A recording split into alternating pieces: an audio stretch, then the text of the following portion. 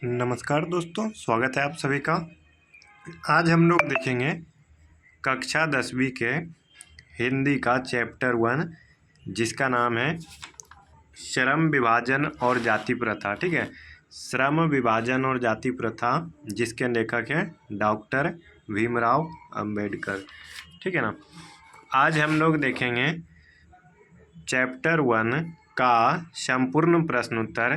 ठीक है, जिसमें कि आपका कुल मिलाकर टोटल 8 प्रश्न हैं। हम आपका सभी का उत्तर बताएंगे और आपका एकदम हैंड रिटन आंसर है, किसी बुक से छापा हुआ नहीं है, अपने भाषा में दिखाया हुआ है। तो देखिए, पहला क्वेश्चन है, लेखक किस विडंबना की बात करते हैं, विडंबना का स्वरूप क्या है। ठीक है, लेखक किस विडंबना की बात करते हैं और विडंबना का स्वरूप क्या है। तो देखिए, इसका उत्तर है, इस युग में भी जातिवाद के पोषकों की कमी नहीं है। लेखक इसी विडंबना की बात करते हैं, यानी लेखक का कहना है कि आज के युग में भी जातिवाद के पोषकों की कमी नहीं है। अब दूसरा प्रश्न है, विडंबना का स्वरूप क्या है।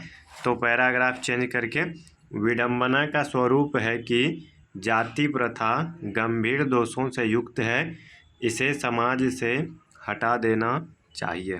ठीक है, चलिए अब दूसरा प्रश्न है, जातिवाद के पोषक उसके पक्ष में क्या तर्क देते हैं, यानी कि जो जातिवाद को सही मानते हैं वो उसके पक्ष में क्या बताते हैं कि क्यों जाति प्रथा सही है। तो देखिए, जातिवाद के पोषक उसके पक्ष में तर्क देते हुए कहते हैं कि कार्य कुशलता के लिए श्रम विभाजन आवश्यक है। चूँकि जाति प्रथा भी श्रम विभाजन का ही दूसरा रूप है, इसलिए इसमें कोई बुराई नहीं है। यानी जातिवाद के पोषक कहते हैं कि कार्य कुशलता के लिए श्रम विभाजन आवश्यक है और जाति प्रथा श्रम विभाजन का ही दूसरा रूप है, इसीलिए इसमें कोई बुराई नहीं है। ठीक है, अब देखिए, तीसरा प्रश्न आपका है कि जातिवाद के पक्ष में दिए गए तर्कों पर लेखक की प्रमुख आपत्तियां क्या है। तो देखिए, जातिवाद के पक्ष में दिए गए तर्कों पर लेखक की प्रमुख आपत्तियां इस प्रकार है कि जाति प्रथा श्रम विभाजन के साथ साथ श्रमिक विभाजन भी करती है, अर्थात सिर्फ काम का बंटवारा नहीं, वो आदमी को भी बांट देता है। तुम छोटा हो, वो बड़ा है, वो छोटा काम कर रहा है तो छोटा है, और वो बड़ा काम कर रहा है तो बड़ा है। तो ये लेखक की पहली आपत्ति है। और दूसरा भी वही है, श्रमिकों को बांटकर जाति प्रथा उन्हें एक दूसरे की अपेक्षा ऊंच और नीच कर देता है, यानी तुम ऊंचा हो, हम नीचा हैं। ठीक है, इस प्रकार से 3 नंबर हो गया। चलिए, चौथा प्रश्न है, जाति भारतीय समाज में श्रम विभाजन का स्वाभाविक रूप क्यों नहीं कहा जा सकता।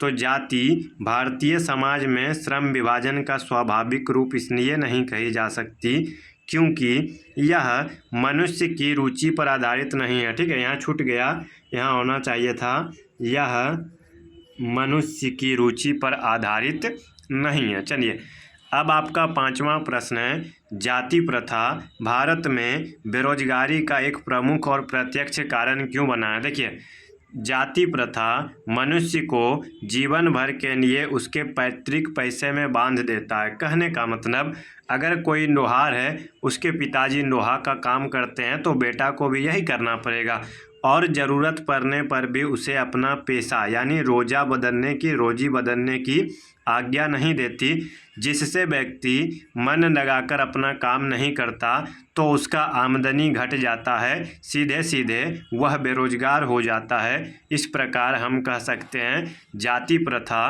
भारत में बेरोजगारी का एक प्रमुख और प्रत्यक्ष कारण बना हुआ है।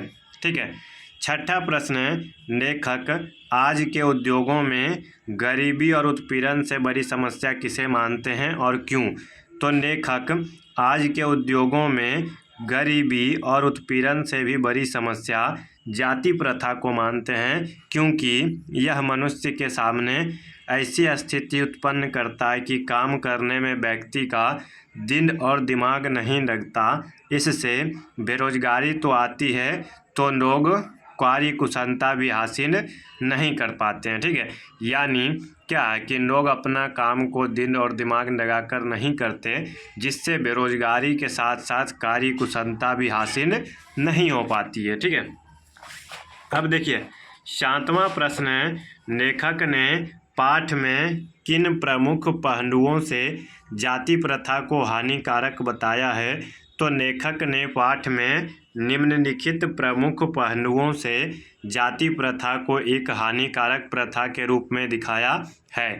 अब हम लोग देखेंगे कि वे प्रमुख पहलू कौन कौन से हैं। तो पहला है कि यह श्रम के साथ श्रमिक को भी बांटता है, यानी काम के साथ काम करने वाला को बांटता है। दूसरा है कि श्रमिकों को बांटकर यह उन्हें ऊंच और नीच बनाता है। ठीक है, तीसरा है जाति प्रथा मनुष्य का रुचि, यानी उसका क्या इंटरेस्ट है, वो कौन सा काम करने पर इंटरेस्ट लेता है, इस पे डिपेंड नहीं करता। चौथा है यह भारत में बेरोजगारी फैला रही है। तो इस प्रकार से जाति प्रथा हानिकारक प्रथा है, यानी वह लोगों को बांटता है, लोगों को ऊंच नीच करता है, लोगों का पसंद पर डिपेंड नहीं करता है और ये भारत में बेरोजगारी फैला रहा है। सच्चे लोकतंत्र की स्थापना के लिए लेखक ने किन विशेषताओं को आवश्यक माना है? ठीक है, तो सच्चे लोकतंत्र की स्थापना के लिए लेखक ने आवश्यक माना है कि देश में आदर्श समाज की स्थापना होनी चाहिए। ठीक है, उस आदर्श समाज में स्वतंत्रता, समता और भाईचारा होना चाहिए। ठीक है, यानी स्वतंत्रता का अधिकार होना चाहिए, समता बराबरी का अधिकार होना चाहिए और आपस में भाईचारा होना चाहिए। कोई भी परिवर्तन समाज के एक छोर से दूसरे छोर तक हो सके, यह तभी हो सकेगा जबकि सभी को बराबर का अधिकार होना चाहिए। देखिए एक चीज़ है बाबू, आप चाहो ना तो ये सारे प्रश्न उत्तर आप वीडियो को पॉज करके स्क्रीनशॉट लेकर के लिख सकते हो। हम जो है ना बहुत ही मेहनत करके ज़बरदस्त तरीके से आपके लिए सारे प्रश्नों का उत्तर लेकर आए हैं और अगर आप बोलोगे तो और भी चैप्टर का लेकर के आएंगे। चलिए मिलेंगे नेक्स्ट वीडियो में, अभी के लिए बस इतना ही। धन्यवाद, जय हिंद।